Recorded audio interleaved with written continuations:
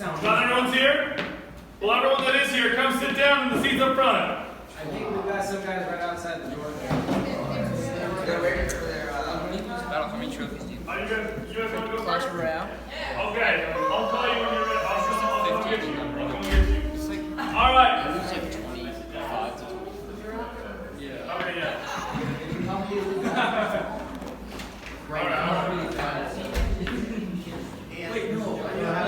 All right. You guys have been well acquainted with our awesome technology afforded by our unlimited budget.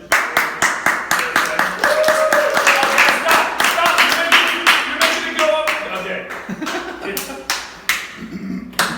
Alright, it's an audio sensor. Stop. It's an audio. You're gonna burn out the bulb, dude. It's an audio sensor. So every time I do this, hey, just like that. Wait, snap. What was that other clip? However, I've now calibrated it to the sound of my snap specifically, so now none of you can activate it. Sorry, that's just science. What about them? Alright. However, alright. The first thing I'm going to say is, we've come to the end of the week, guys. Hey, you guys need to move your chairs back. You guys are way too close. Personal space. Personal space. I'm going to miss you guys too. But, also, you're on the carpet. Just move them back, but don't lift up the carpet. You'll figure it out. Stand up. Pick up your chair. Alright. Straighten out the carpet. Oh my goodness. All Alright. Yay! Yay!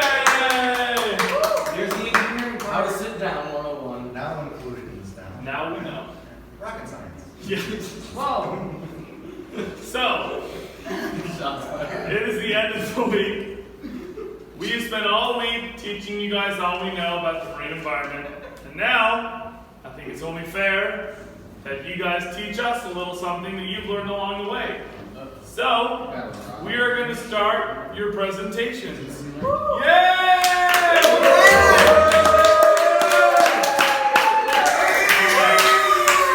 Couple of ground rules. Everybody on your team has to talk. Okay? This is meant to be a formal presentation as much as the Boy Scouts can make that happen. So, everybody in the audience, we're going to be respectful and listen to what our peers. Hey, shh. We're going to be respectful and listen to what our peers have to say. They've worked very hard on their presentations. We want to give them the respect they deserve.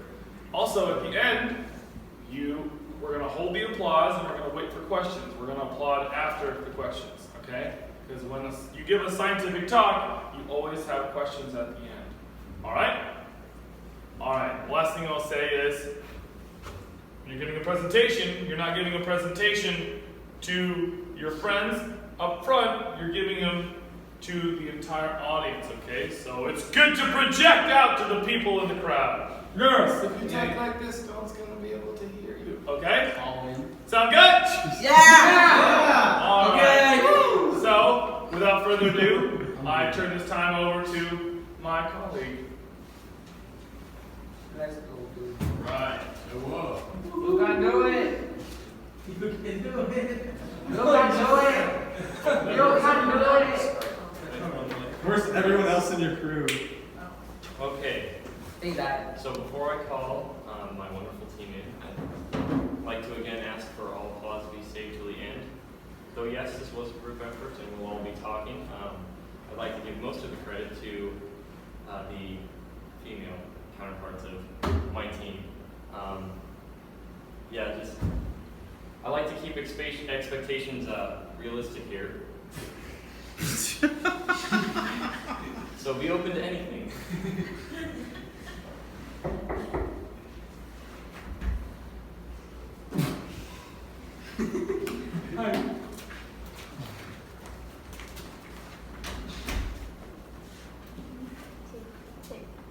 Jellyfish. Jellyfish. Take some jelly, take some fish, put them together, delish. Jellyfish. Jellyfish. I must ask that you do not eat a real jellyfish, or it may cause death.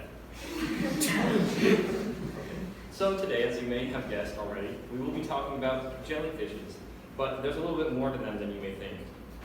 Jellyfish fall under the phylum of Nigerians. The anatomy consists of tentacles, mouths, of course, and eye spots. There are 3 types of Nigerians that we'll be discussing today. There are the box jellyfish, siphonophores, and interestingly enough, jellyfish themselves. Now, before we go into them,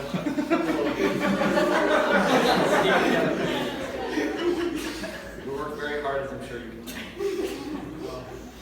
So, we'll be talking about box jellyfishes today, which can be identified by their cuboidal domes. New word for you today. Siphonophores, which are characterized by their gaseous floating mechanisms, not unlike a lot of us who propel ourselves through the water.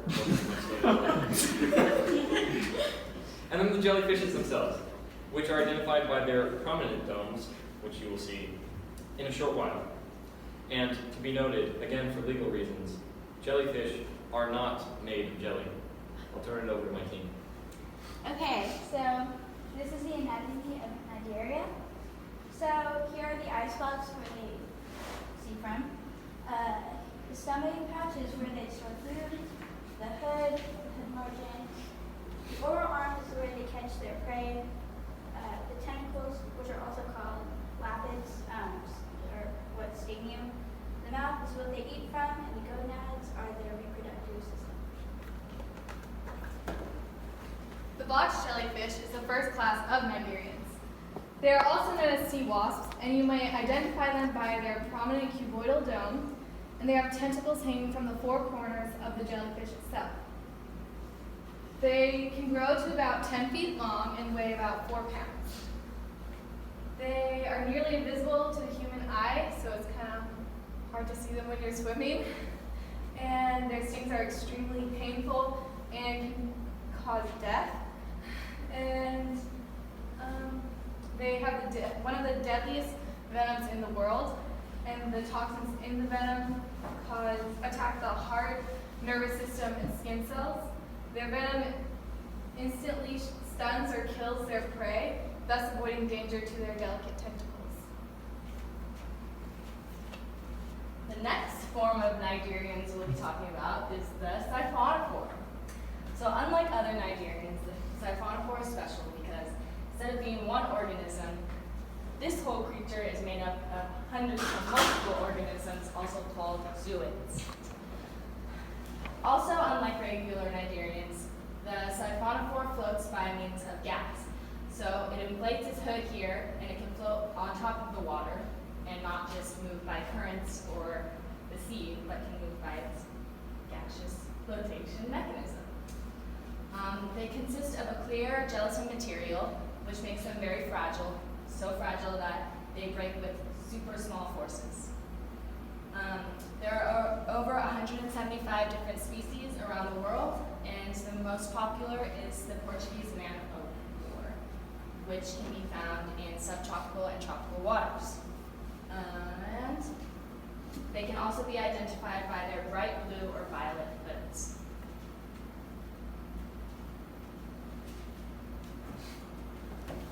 Jellyfish, you can identify them with their permanent dome. They can grow up to 2 centimeters, between 2 meters. They weigh about 2 kilograms.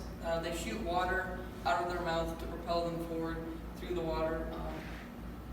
The warty comb jelly is the largest. It has 2 short tentacles that bring food to their mouth. They can go down at least 130 feet. They have bioluminescence in the water, so when it's at night or they're too far down to where light can't get to it, they produce a greenish, bluish light to attract in prey so they can eat it to survive. Occasionally, they're in Florida, the Bahamas, and the Caribbean. Alright, so a lot of different kinds of jellyfishes, as we can see. They're not just floaty, stingy things that you may mistake as trash bags or plastic baggies of the sort.